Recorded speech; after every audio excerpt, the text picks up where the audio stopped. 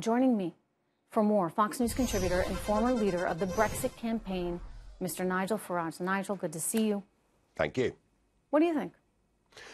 Well, I've seen the same thing here with Brexit. The same argument. We didn't want uncontrolled open borders. We wanted proper control, the right people to come to our country. And yet, just as your president has been, as one of the Brexit leaders, I was painted out as being against everybody that was a migrant.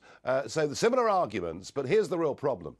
That social media, through all its various forms, is now a vital part of communications and people deciding, making their own minds up, forming their own thoughts in a modern society. Now, if absolutely everybody in that room in Google thinks the same way, that of course influences the way they as a company operate. And there is now absolutely conclusive proof, numerical proof, that over the course of the last, say, 18 months, those with conservative views get far worse results on searches, get far lower reach on Facebook and other sites like that. There is a deliberate anti-conservative bias going on. I confronted Mark Zuckerberg about this in the European Parliament just a few months ago. And frankly, we've now reached the point where something has to be done. I'm not normally the kind of person that calls for legislation. I generally believe in free markets, but I do think the absolute minimum that we need here is a Bill of Rights for social media to make sure that all reasonable opinions get a fair play on every form of social media. It's an interesting idea, Nigel. I mean, one of the things that bugs me is that these so-called academics and sophisticated types, they should welcome a diversity of opinion.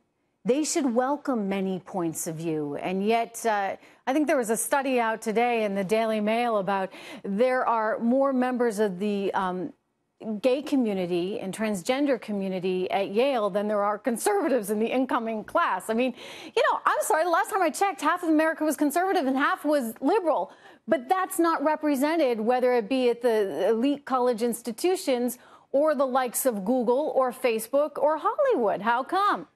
Yeah, well, I mean, academia used to be about teaching young people something called critical thinking, where you teach them, here's a problem, here are two alternatives, you make your mind up as a grown-up, which is the right approach. Right. Now, through the whole system, through college and university, right across the Western world, young people are increasingly being taught, here's a problem, here's one solution, which is good and virtuous, here's another one, which is evil and bad. And we are not teaching young people critical thinking, and that is playing straight through to the kind of people that work in social media, and we cannot stand idly by with that. Certainly, when it comes to the funding of universities, I would say, unless they can prove that young people are being taught fairly about all subjects, no more money should come from any form of government to them.